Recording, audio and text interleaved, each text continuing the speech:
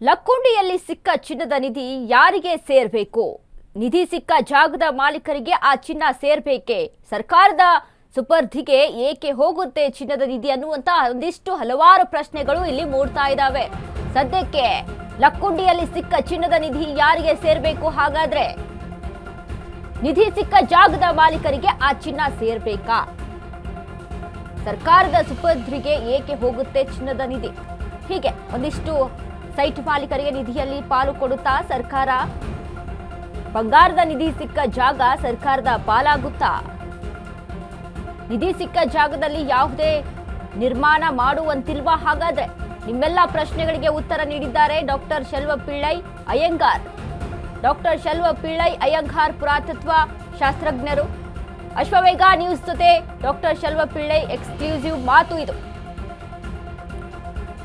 ಇದೀಗ ಒಂದಿಷ್ಟು ಪ್ರಶ್ನೆಗಳಿರುತ್ತೆ. ಲಕ್ಕುಂಡಿಯಲ್ಲಿ ಸಿಕ್ಕ ಚಿನ್ನದ ನಿಧಿಗೆ ಯಾರಿಗೆ ಸೇರಬೇಕಾಗುತ್ತೆ? ಹಾಗಾದ್ರೆ ಸರ್ಕಾರಕ್ಕೆ ಎಲ್ಲ ನಿಧಿಯೂ ಅಲ್ಲಿ ಸೇರ್ಬೇಕಾಗುತ್ತಾ? ಇನ್ನು ನಿಧಿ ಸಿಕ್ಕ ಜಾಗದ ಮಾಲೀಕರಿಗೆ ಆ ಚಿನ್ನ ಸೇರೋದಿಲ್ವಾ? ಹೀಗೆ ಒಂದಿಷ್ಟು ಪ್ರಶ್ನೆಗಳು. ನಿಧಿ ಸಿಕ್ಕಂತ ಜಾಗದಲ್ಲಿ ಆ ಜಾಗವನ್ನ ಸರ್ಕಾರವೇ ಕಬಳಿಸಿಕೊಳ್ಳುತ್ತಾ? ಸರ್ಕಾರವೇ ತನ್ನ ಪರಾದಂತೆ ತೆಗೆದುಕೊಂಡು ಬಿಡುತ್ತಾ? ಹಾಗಾದ್ರೆ ಆ ನಿಧಿ ಸಿಕ್ಕ ಜಾಗ ಪುರಾತನ ಒಂದು ಜಾಗದ ಹಿನ್ನೆಲೆ ಒಂದು ವ್ಯಕ್ತಪಡಿಸಿ ಅಲ್ಲಿ ಸರ್ಕಾರ ಇದನ್ನ ವಶಕ್ಕೆ ಪಡೆದುಕೊಳ್ಳುತ್ತಾ? ಹೀಗೆ ಒಂದಿಷ್ಟು ಪ್ರಶ್ನೆಗಳು ಇತ್ತು. ಈಗ ಇದಕ್ಕೆ ಉತ್ತರವನ್ನ ಕೊಟ್ಟಿದ್ದಾರೆ. ನಮ್ಮ ಭಾರತ ಸರ್ಕಾರದ 1878ರ ಭಾರತ ನಿಕ್ಷೇಪ ನಿಧಿ ಕಾಯ್ದೆ, ಇಂಡಿಯನ್ ಟ್ರೆಷರ್ ಟ್ರೋವ್ ಆ್ಯಕ್ಟ್ ಪ್ರಕಾರ ಯಾವುದೇ ಭೂಮಿಯ ಒಳಭಾಗದಲ್ಲಿ ಮುಚ್ಚಿಟ್ಟಿರುವ 10 ರೂಪಾಯಿ ವ್ಯಾಲ್ಯದ ಅಂದರೆ 10 ರೂಪಾಯಿ ಮೌಲ್ಯಕ್ಕಿಂತ ಅಧಿಕವಾದ ಯಾವುದೇ ವಸ್ತುಗಳಿದ್ರೂ ಅದು ನಿಧಿ ಆಗುತ್ತೆ.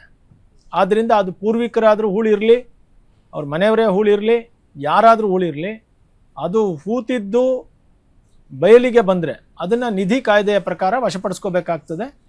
ಆ ಮನೆಯವರೇ ಇವಾಗ ಅತ್ಯಂತ ಪ್ರಾಮಾಣಿಕತನದಿಂದ ತಗೊಂಡೋಗಿ ಕೊಟ್ಟಿದ್ದಾರೆ.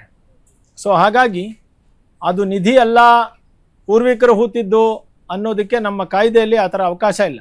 ಆ ಥರ ಹೇಳಿಕೆಗಳನ್ನು ಕೊಟ್ಟಿದ್ದರೂ ಕೂಡ ಅದು ಕಾನೂನಿನ ಪ್ರಕಾರ ಅದು ಮಾನ್ಯವಾಗೋದಿಲ್ಲ. ಆ ಹುಡುಗ ಮಾತ್ರ ಪ್ರಾಮಾಣಿಕವಾಗಿ ತಗೊಂಡೋಗಿ ಕೊಟ್ಟಿದ್ದಾನೆ. ಅದು ಇವಾಗ ವರದಿಯಾಗಿದೆ. ಹಾಗಾಗಿ ಇನ್ನೇನಿದ್ರು ಜಿಲ್ಲಾಧಿಕಾರಿಗಳು, ತಜ್ಞರಾದಂತಹ ಆರ್ಕಿಯಾಲಜಿಸ್ಟ್ಗಳು ಅಂದರೆ ಪುರಾತತ್ವ ಶಾಸ್ತ್ರಜ್ಞರು, ನಾಣ್ಯಶಾಸ್ತ್ರಜ್ಞರು ಮತ್ತು ಚಿನ್ನದ ವ್ಯಾಲ್ಯುವೇಟರ್ಸ್ ಇವರ ಮೂಲಕ ಎಲ್ಲ ಮೌಲ್ಯಮಾಪನಗಳು ಮುಗಿಸಿ ವರದಿಯನ್ನು ಪಡೆದ ನಂತರವೇ ಇದು ಹಳೇದ ಹೊಸದ, ಇದಕ್ಕೆ ಆರ್ಕಿಯಾಲಜಿಕಲ್ ವ್ಯಾಲ್ಯೂ ಇದೆಯಾ ಇಲ್ವಾ ಅನ್ನೋದು ಡಿಸೈಡ್ ಮಾಡೋದು ಜಿಲ್ಲಾಧಿಕಾರಿಗಳೇ ಹೊರತು ಬೇರೆಯವರಲ್ಲ. ಅದು ಮನೆಯ ತನ್ನ ಖಾಸಗಿ ಆಸ್ತಿ ಆಗಿರಬಹುದು. ಆದರೆ ಖಾಸಗಿ ಆಸ್ತಿ ಆದರೂ ಕೂಡ ಹೆರಿಟೇಜ್ ವ್ಯಾಲ್ಯೂ ಇದ್ದರೆ ಅದಕ್ಕೆ ಅದು ಭೂಮಿಯ ಒಳಗಡೆ ಸಿಕ್ಕಿರೋದ್ರಿಂದ ಅದು ಫಸ್ಟು ಸರ್ಕಾರಕ್ಕೆ ರಿಪೋರ್ಟ್ ಆಗಲೇಬೇಕು. ಇವಾಗ ಆಗಿದೆ. ಸರ್ಕಾರ ನಿರ್ಧಾರ ಮಾಡುತ್ತೆ. ಇವ್ರದ್ದು ತಮ್ಮದೇ ಅನ್ನೋದಕ್ಕೆ ಏನಾದರೂ ಕ್ಲೈಮ್ಸ್ ಇದ್ದರೆ ಸಫಿಷಿಯಂಟ್ ಆಧಾರಗಳು ಅಂದರೆ ನನಗೆ ಸರಿಯಾದ ಆಧಾರಗಳನ್ನು ಇಟ್ಕೊಂಡು ನೀವು ಹೋದರೆ ಆ ಆಧಾರಗಳನ್ನು ಜಿಲ್ಲಾಧಿಕಾರಿಗಳು ಪರಿಶೀಲಿಸ್ತಾರೆ. ಇದು ನೋಟಿಸ್ ಪೀರಿಯಡ್ ಅಂತ ಇರುತ್ತೆ, 3 ತಿಂಗಳ ಒಳಗಡೆ ಕೊಡಬೇಕು.